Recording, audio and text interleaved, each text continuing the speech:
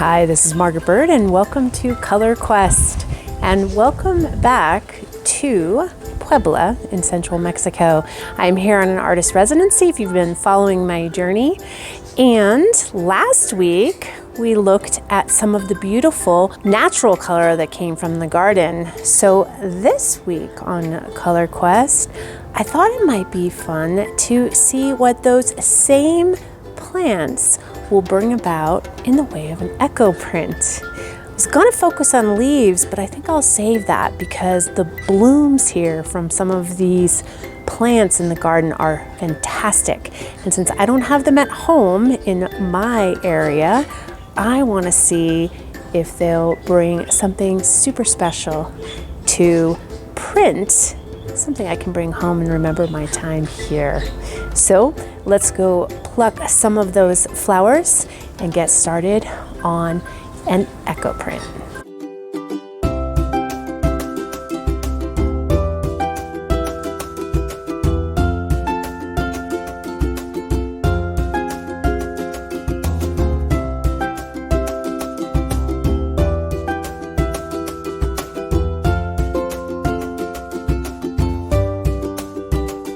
So there are two specific flowers here in this particular garden that I have looked at in several different ways, but I've never actually made prints with them.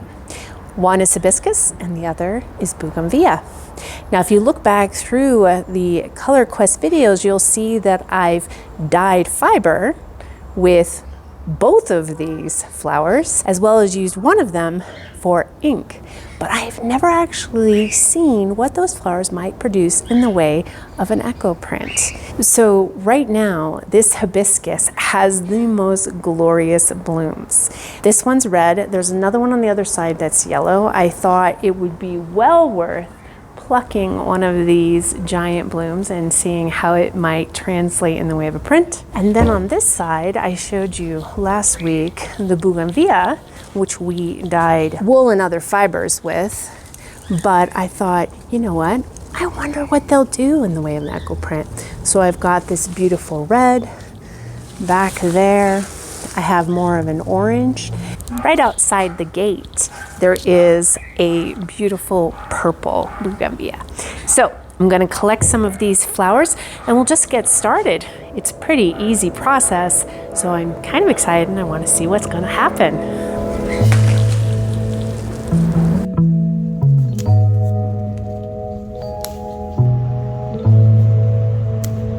Okay, I've collected my flowers. I have the hibiscus and there's the yellow one.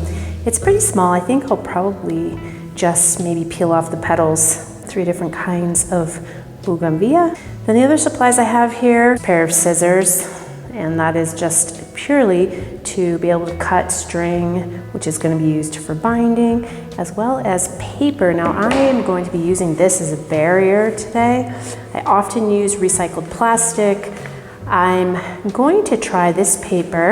It has a shiny side and a dull side, but it's meant to protect the print from printing on top of itself or showing any of the binding lines from the string, which can easily happen.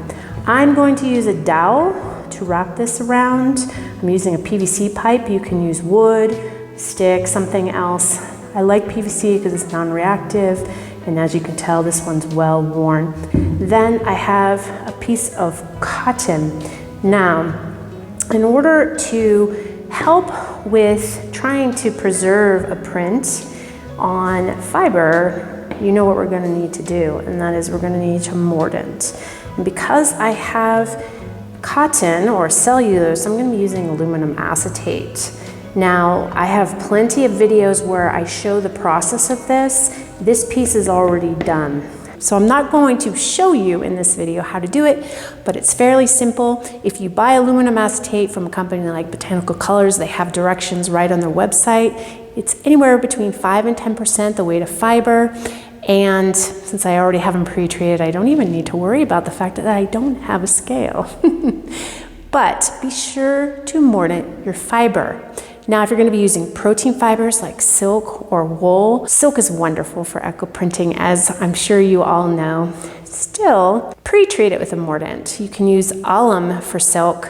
that's potentially a little bit easier to find. You can often find a form of it in your grocery store in the spice aisle, as it's used for pickling, or you can go to a site like Botanical Color, which has several different forms of alum that you can use to pre-treat your fiber. I think we're ready to start making our design. So my PVC pipe is not long enough or not wide enough to accommodate the whole piece of cotton. That's okay.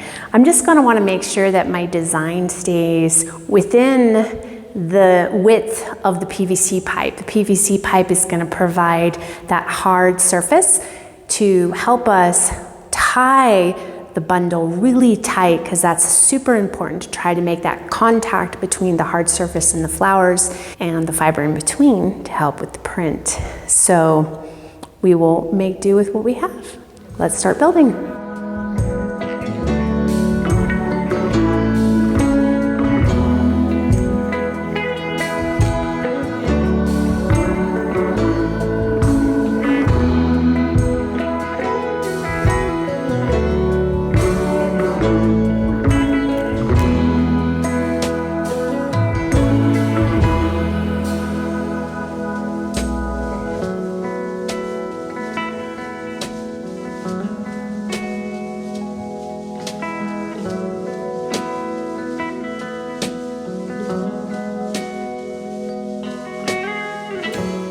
So use your creativity to figure out how you might want to design this. As you saw, I changed my mind. I put stuff down, I picked it up. The only thing I did do was make sure that I could flatten the flower. So if it had a big green portion of the stem, I took that off. I have my design, I'll show it to you, and now I'm going to roll it up.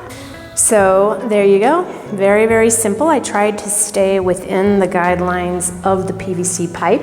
So I will have extra on the edges, but I want to have that tight contact between the fiber, the plastic, and the flower. So first thing first, I'm going to cover it with my barrier paper.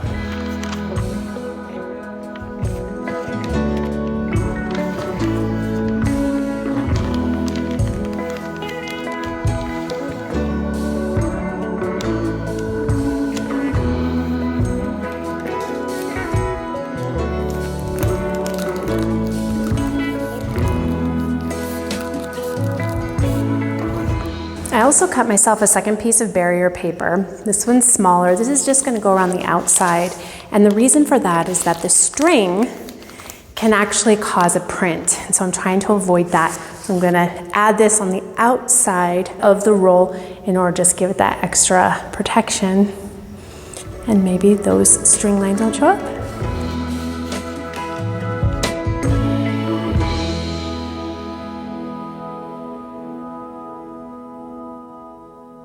I have my bundle ready. Just remember to tie it tight. You can even add more string. I could probably do more string on this, but I'm not going to, because that's the piece of string I have. Now, I have my steam bath going. We are going to steam these. If we were to put them in water, do an immersion, it would turn into a beautiful watercolor. But I'm trying to see if I can get a more distinct print. That means we're going to be using steam. And with flowers that give their color relatively quickly, it's not going to be for very long. Unlike leaves, which you've seen a few videos here where I had to steam up to 90 minutes, here I'm going to do maybe 5, 10. I'm going to flip it, but it's not going to be in the steam for very long. The longer it stays in the steam, the more likely it's going to bleed. And again, it can be beautiful, but let's get it into the steam pot.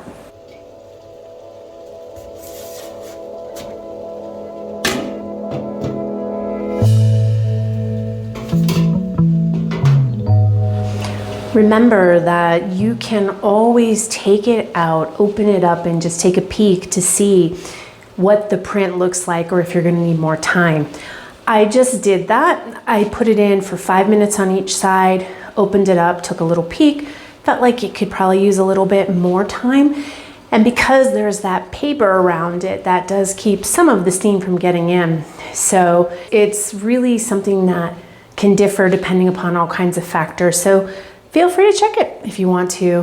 And you can always put it back in, which is what I did. It's now been back in for about 8 minutes, 4 on each side. I am gonna take it out now. I'm going to let it cool down to the touch, but I'm going to unwind it pretty quickly. I don't want the condensation that came from the steam to continue to potentially wet the fiber in a way that might cause more of a bleed. And if it does, that's okay too. Be sure to have tongs if you're going to be taking things out of the steam. Using my sweater is probably not the smartest thing, but you want to be careful of steam burns. I knew that the steam wasn't so hot that it was going to burn me, but at home, please be careful of that. Safety is always super important. So anyway, let's unravel it. You can see those lines from the string. Now, the string I used was not clean either. It's been used before, but this definitely, even if it was clean string, would potentially leave these marks, and may have. I'm not sure if the paper was thick enough to protect it. I think so, but let's take a peek and see. I can see some color. Yay, ooh, lovely.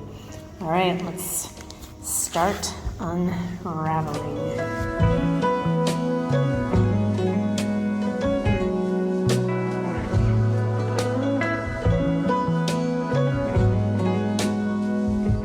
Okay, so as you saw when I unrolled it, the hibiscus worked great. The red hibiscus in the middle looks fantastic. The yellow hibiscus on the edges also worked quite well. What didn't work was the bougainvillea, and this could be a couple of different things. One is that because there is the paper barrier, there's more protection from the steam's ability to get in. Since one flower of the bougainvillea did print, that was the one that was on the very outer side, so it was the closest to the steam. However, none of the other ones really printed. So what I'm going to do is add some flowers and steam it again. But this time, I'm going to do a different method. And that is, I'm going to do a print on itself. And I'll show you what I mean. So since only this area of the bougainvillea printed, we know that they have color and that they can in fact print. But the rest, I just don't think there was enough heat. So instead of rolling it again, I'm going to use the ghost print method. And that is that I will put a design here and here with flowers, and then I will actually fold it over. And that will give us a print on both sides. Then I won't be using any paper. I'll just allow it to roll, and then hopefully that steam will get more to the bougainvillea.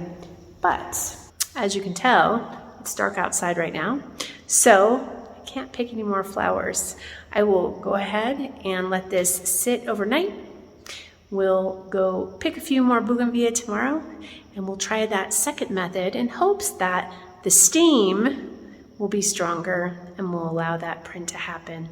And we won't have to worry so much about doing the double print because that's what we want to do. All right, I will see you tomorrow.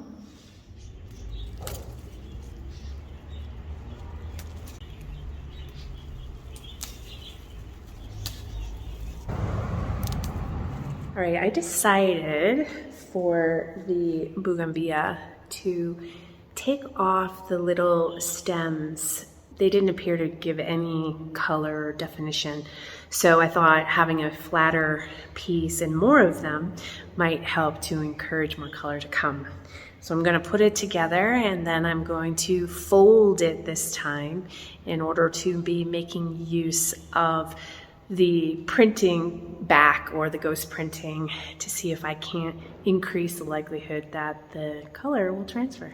Now, I am limited in my ability to really heat things up very strongly, so that is going to have an impact as well. So I'm actually going to leave it in that steam bath longer this time. But at home, you're going to want it to be like a good rolling boil so that you've got some really strong steam.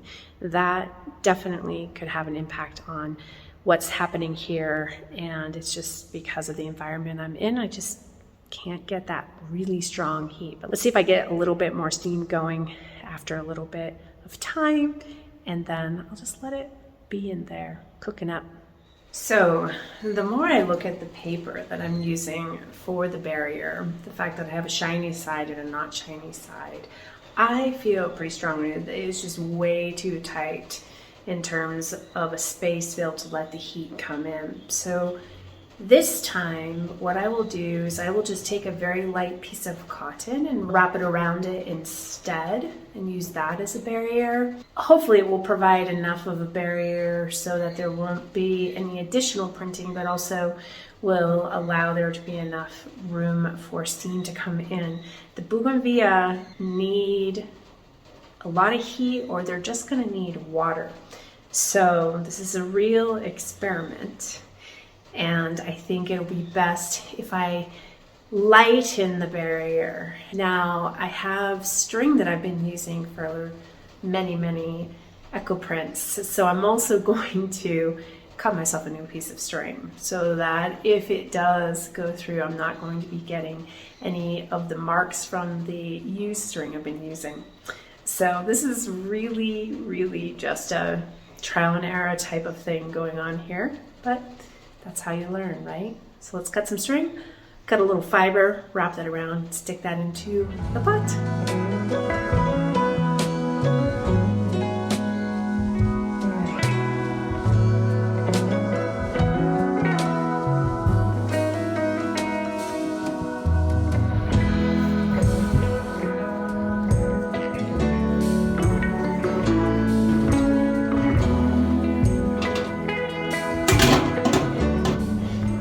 This is looking more promising. I can see colors through, so I'm guessing we got some printing going on.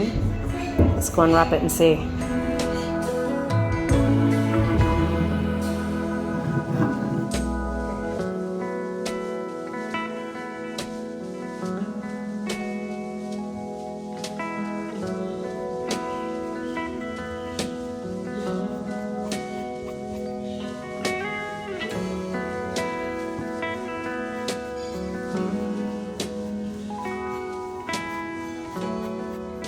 So how about we look at the final result of the flower print. It's been washed and dried, and it's not bad considering that it took a little bit more effort than I thought it might. So as you can see from the first part of the steaming, the flower just really gave a beautiful print. Of course, there's areas where it didn't print because it was not completely flat. Both the fabric but also the flower itself had some depth, right? But I like it. I mean, I tend to like things a little bit more abstract in many ways. You can see that the yellow from the yellow hibiscus also printed quite nicely, and I didn't redo those. But I did go back and redo the bougainvillea. And I got some pretty decent print shapes, and in some instances you can even see the flower veins and things like that one right there is pretty strong, and down here as well. Really pretty different variation of colors. Now, I removed the paper because the paper I really felt like was hindering the heat. And because of that, I put a piece of fiber over the top that was relatively thin. You can see the string marks. And even though the string was a brand new piece of string, the purple from the hibiscus ran into that. But to be honest with you, I actually like the way it turned out. I think it's pretty, and I don't always like those, but in this instance, I think it's not bad at all. So there are some ideas for if you live in a warmer climate where hibiscus or bougainvillea are growing. Play around with those blooms and see what you can come up with in the way of an eco print. Now, next week on Color Quest, I'm going to continue my journey through this incredible garden here in Puebla, Mexico, but this time I want to look at some of these leaves. I don't have leaves like this where I live, and I'm super curious to see what they may do in the form of an eco-print as well. So I hope to see you here in Mexico next Friday. Have a great week. So how about we look at Aaron walking behind us? Sorry. No worries. Okay.